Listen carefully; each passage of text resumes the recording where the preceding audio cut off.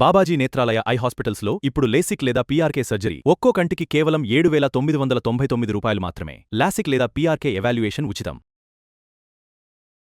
నమస్తే, welcome to Suman TV. నేను పద్మిని. ప్రస్తుతంతో పాటు ప్రముఖ ఆధ్యాత్మికవేత్త, వాస్తు జ్యోతిష పండితులు, లలిత ఉపాసకులు, వాస్తు జ్యోతిష శిక్షణ నిపుణులు బ్రహ్మశ్రీ నానాజీ పట్నాయక్ గారు మనతో పాటు ఉన్నారు. మాట్లాడదాం. నమస్కారం అండి. శ్రీమాత్రే నమః. సంవత్సరంలో ఖచ్చితంగా 1-2 పర్యాయాలు గ్రహణాలు వస్తూనే ఉంటాయి సార్, ఏదో ఒక అవునండి. ప్రాంతంలో కదా. Yeah. మొన్ననే సూర్యగ్రహణం అయిపోయింది, ఇక చంద్రగ్రహణం రాబోతోంది 28వ తారీఖు. ఈ చంద్రగ్రహణం ఎక్కడెక్కడ కనిపిస్తోంది అనేది ప్రధానమైనటువంటి క్వశ్చన్ సార్. భౌగోళిక అంశాల మీద గ్రహణాలు ప్రధాన పాత్రను పోషిస్తూ ఉంటాయని వింటూ ఉంటాం.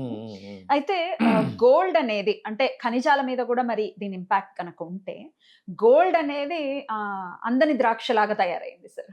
ఇంకాస్త ఏమైనా ఇంపాక్ట్ ని చూపిస్తుందా ఈ గ్రహణము అనేది ఒక్కసారి మీ ద్వారా తెలుసుకోవాలనుకుంటున్నాను. శ్రావణ మాసం కాబట్టి ఆల్రెడీ కొనేవాళ్ళు కొంటూనే ఉంటున్నారు. ఇంకా భారం అయినప్పటికీ తప్పదు, పెళ్లిళ్ళకి కొనుక్కోవాలి, అట్లీస్ట్ పుస్తలైనా కొనుక్కోవాలిగా. మరి బంగారం రేట్లు ఏమైనా హెచ్చు తగ్గులు ఉంటాయా? ఇవన్నీ ఒక్కసారి మీ ద్వారా సార్. మనం ఒక 9 months బ్యాక్ 10 months బ్యాక్ కూడా ప్రిడిక్ట్ చేశా, ఇది ఒక్క రోజులో ఆగేది కాదు, అప్ అండ్ డౌన్స్ ఉంటుంటాయని. అయితే ఇప్పుడు మనం మాట్లాడుకుంటున్న సమయాన్ని బేస్ చేసుకొని గ్రహణం కూడా మీరు అడుగుతున్నారు కాబట్టి, గ్రహణ ప్రభావం ఈ బంగారం మీద ఉంటుందా లేదా చూసుకుంటే ఖచ్చితంగా ఉంటుంది. అంటే ఒక వేవ్ లాగా సడన్గా లేచి మళ్ళీ డౌన్ ఆగుతుంది. అయ్యో, అది ఉంది ఖచ్చితంగా. ఎందుకంటే ఇక్కడ మనం గురువు కర్కాటక రాశిలో ఉన్నాడండి ప్రజెంట్. జూపిటర్ రాస్యాధిపతి అయిన చంద్రుడికి గ్రహణం పడుతుంది. చంద్రుడు రాహుతో ఉన్నాడు. అవును. సో ఎప్పుడైతే గ్రహణం రోజు చంద్రుడు రాహుతో ఉంటూ, అంటే గ్రహణం రోజు సర్వసాధారణంగా రాహుతో కనుక ఎదుగుతూనే ఉంటారు రవిచంద్రుడు. చంద్రరాశిలో గురువు ఉంటూ, గురు రాశిలో ఉండే శని కూడా వక్రించేసి వెనక్కి ఎప్పుడైతే రెట్రో మోషన్లో ఉన్నాడో, ఇప్పుడు మనం మాట్లాడుతున్న సమయాన్ని క్యాలిక్యులేట్ చేసుకుంటే ఖచ్చితంగా ఒక వేవ్ లాగా పైకి వెళ్ళి మళ్ళీ డౌన్ అవుతుంది. ఒక వేవ్ అది నేను గతంలో కూడా చెప్పా, ఒకసారి కాదు మొత్తం 50 సార్లు తిరుగుతుంది ఇట్లా అని. కాకపోతే గ్రహణ ప్రభావం కూడా ఉంటుంది దాని మీద, అందులో ఎటువంటి సందేహం కానీ సంకోచం కానీ లేదు.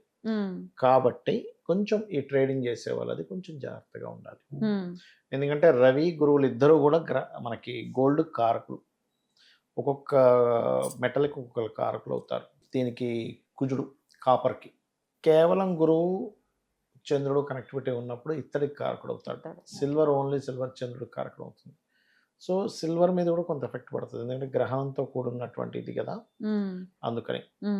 కాబట్టి ఇక్కడ మీరు అర్థం చేసుకోవాల్సింది ఏంటంటే, సరే పెరుగుతుంది కదా అని కొనే ముందు మీ పర్సనల్ చార్ట్లో జూపిటర్ అండ్ సన్ బాగుంటే మీరు గోల్డ్ మీద ఇన్వెస్ట్మెంట్ హ్యాపీగా చేసుకోవచ్చు.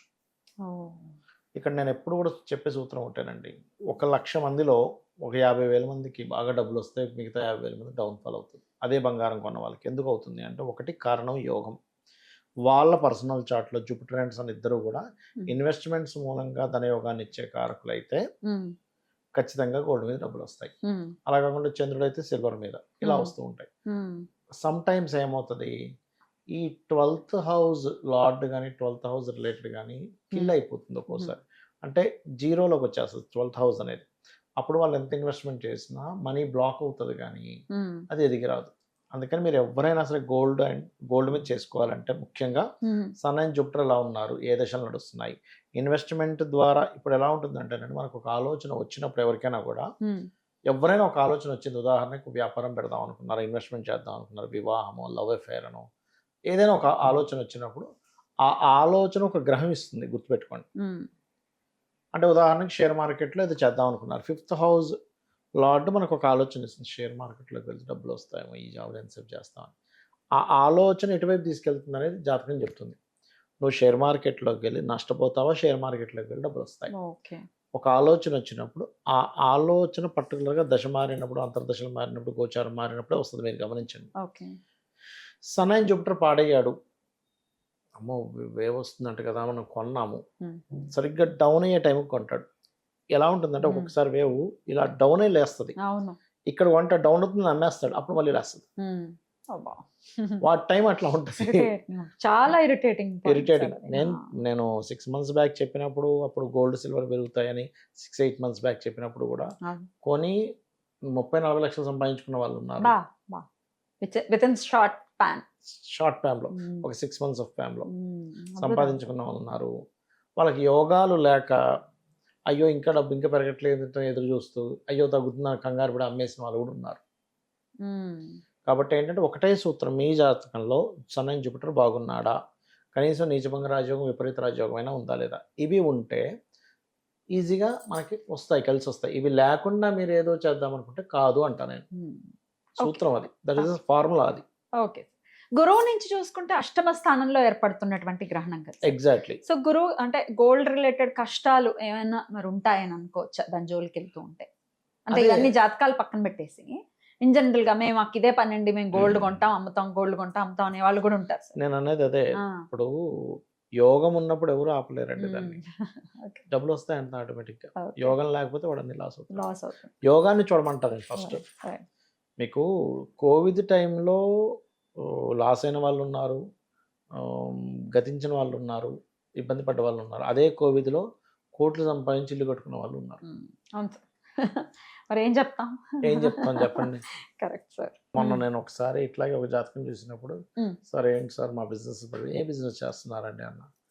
అంటే ఆ మధ్య మనకి ఒక 10 ఏళ్ళ క్రితం టీఆర్ఎస్ గవర్నమెంట్ 24 hours పవర్ ఇచ్చింది అప్పుడు. ఇప్పుడు కూడా నడుస్తుంది అనుకోండి. అంతకుముందు వరకు పవర్ కట్ ఉండేది. ఈ జనరేటర్ రిపేర్ చేసేవాళ్ళు, జనరేటర్కి డీజిల్ సప్లై చేసేవాళ్ళు నడిచేవి. ఎప్పుడైతే గవర్నమెంట్ ఒక యాక్షన్ తీసుకున్నప్పుడు వీళ్ళందరికీ పని లేకుండా వీళ్ళు ఇబ్బంది పడ్డారు. అంటే ఒక సంఘటన జరిగినప్పుడు వాళ్ళు ఏదో అన్యాయం చేయక్కర్లేదు, అక్కడ ఇబ్బంది పడతారు, బలవుతారు. ఇప్పుడు హైడ్రా వచ్చినప్పుడు కొంతమంది బలయ్యారు. అది కొంచెం తీవ్రమైనటువంటి నిర్ణయం అయినప్పటికీ తీసుకోవాల్సి వచ్చింది గవర్నమెంట్. ఎగ్జాక్ట్లీ. అలాగే గోల్డ్ రేట్ పెరిగినా తగ్గినా బలయ్యేవాడు ఉంటాడు, కలిసి వచ్చేవాడు ఉంటాడు. ఈ కలిసి వచ్చేది యోగం ఉన్నవాడు కరెక్ట్ గా అప్పుడే కొంటాడు, యోగం లేనివాడు అప్పుడే అమ్ముతాడు. యోగం ఉందా లేదా అనేది మనం అనాలిసిస్ చేసుకోవాల్సి ఉంటుంది. మూలం యోగం చూడాలి. రైట్. మొత్తం మూలం మీరు యోగం చూడకుండా ఏవేవో చేస్తుంటే మీకు కలిసి రాదు. ఎందుకంటే ఎంతో మంది డైరెక్టర్ల కొడుకులు, ప్రొడ్యూసర్ల కొడుకు హీరో అవుదామని అవ్వలేని వాళ్ళు ఉన్నారు. ఏ బ్యాక్గ్రౌండ్ లేని వాళ్ళు హీరోలు అయిన వాళ్ళు ఉన్నారు. అంటే దీని అర్థం ఏమిటి? యోగమే కదా. వాళ్ళు కష్టపడతారు, నేను కాదనట్లా. కష్టము టాలెంట్ ఉన్నప్పటికీ కూడా ఎంతమంది హీరోయిన్స్ టాలెంట్ ఉండి కూడా వెనక్కి పడిపోయిన లేరండి. బ్యాక్గ్రౌండ్ లేకుండా చిరంజీవి గారు సూపర్ స్టార్ అవలా సూపర్ స్టార్ అయ్యారు. అంతే. రవితేజ గారు అమ్మో. మరి కరెక్ట్ సార్. యోగం ఈజ్ మోస్ట్ ఇంపార్టెంట్. మీరు గోల్డ్ కొన్నా, ఒక యాక్టర్ అవ్వాలనుకున్నా, లేకపోతే ఒక ఇన్వెస్ట్మెంట్ చేస్తున్నా, ఏదైనా కానీ యోగం ఈజ్ మోస్ట్ ఇంపార్టెంట్. అటువంటి యోగం పట్టాలంటే ఏదైనా రెమెడీ చెప్పండి సార్. జాతకం చూపించుకుంటారు, చూపించుకోలేని వాళ్ళ కోసం చెప్పండి సార్. అంటే లలిత అమ్మవారిని పట్టుకోవడం. యోగాన్ని ఇచ్చేదే ఆవిడ, యోగాన్ని క్రియేట్ చేసేదే ఆవిడ. మరి ఏ నామంతో అమ్మవారిని, పర్టికులర్లీ గోల్డ్ గురించి సార్? గోల్డ్ గురించా? గోల్డ్ గురించి అంటే సర్వారుణ అనవద్యాంగి సర్వాభరణ భూషిత ఇచ్చేసుకోవచ్చు. ఎట్లా సార్? ఇలా చేయమంటే కనకాంగద కేయూర కమనీయ భుజాన్వితాయై నమః చేసుకోవచ్చు అండి. ఓం కనక అంగద కేయూర, కనకం బంగారమే కదా. ఓం కనకాంగద కేయూర కమనీయ భుజాన్వితాయే నమః అనే మంత్రాన్ని చేస్తూ అక్షింతలతో కానీ, నెయ్యి కలిపిన అక్షింతలు కానీ, లేకపోతే పసుపు పుష్పాలతో కానీ, లేదా పసుపుతో కానీ, గంధముతో కానీ అమ్మవారికి పూజ చేసినట్లయితే ఖచ్చితంగా వాళ్ళకి బంగారు యోగం వాళ్ళ జాతకంలో లేకపోయినా పడుతుంది. అద్భుతం. అమ్మవారు ఇస్తుంది, ఇంకా తిరుగుండదు. అద్భుతం సార్, చాలా చక్కగా తెలియజేశారు సార్. ఇవి తాకట్లో ఉన్న బంగారం విడిపించుకోవడానికి కూడా ఉపయోగపడుతుందా? తాకట్లో ఉన్న బంగారానికి అపర్ణాయ నమః వాడాలి. ఇది కూడా వాడచ్చు, సంపుటీకరణలా చేసుకోవచ్చు. ఇప్పుడు ఓం అపర్ణాయ నమః, ఓం కనకాంగద కేయూర కమనీయ భుజాన్వితాయ నమః, లేదా అపర్ణాయ నమః కనకాంగద కేయూర కమనీయ భుజాన్వితాయ నమః మార్చి చేసుకోవచ్చు. సంపుటీకరణ జటలాగా వేస్తూ చేసుకోవచ్చు. అద్భుతంగా తెలియజేశారు సార్, చాలా బాగా ఉపయోగపడుతుంది ఈ వీడియో మన వాళ్ళకి. కృతజ్ఞతలు సార్. నమస్తే. శ్రీమాత్రే నమః.